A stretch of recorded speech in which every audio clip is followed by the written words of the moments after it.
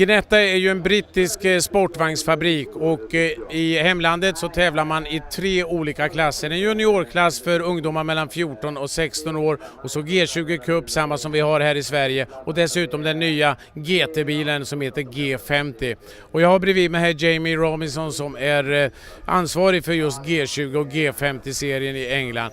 Jamie, you have introduced a new class now, which is above the G20s. How is the reactions in England? I think it's been received really well, Leif. I think we've identified there's perhaps a gap for a stepping stone into GT racing in England, which is hugely popular.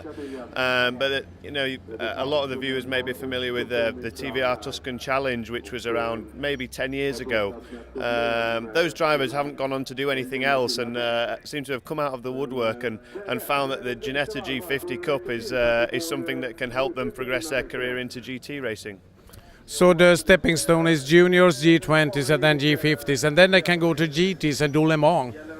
Yeah, I think that's the plan so far for Ginetta. We have some projects on in the background. I mean, particularly with the junior series starting racing at 14, we'd like to keep those drivers in Ginettas throughout their whole racing career. As you point out, ultimately we'd like them to step up into perhaps the G50 and then beyond, and hopefully end up at Le Mans.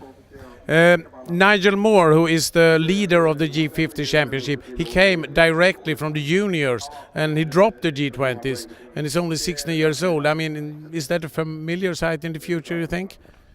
I think I'd like to see them come through the G20s. I think the beauty of the Ginetta G20 Championship is, although they are in a racing car, it's the actual the physical racing, it's the drafting that you see, and it teaches them an awful lot about racing which they can then apply to their racing career as they progress. So Nigel Moore is perhaps a bit of a specialist case. I think with the car being in its first year, people saw how achievable it was and how inexpensive it was compared to other familiar things like Radicals and Porsches, and decided to take the leap in the first year, and it's paid off for him.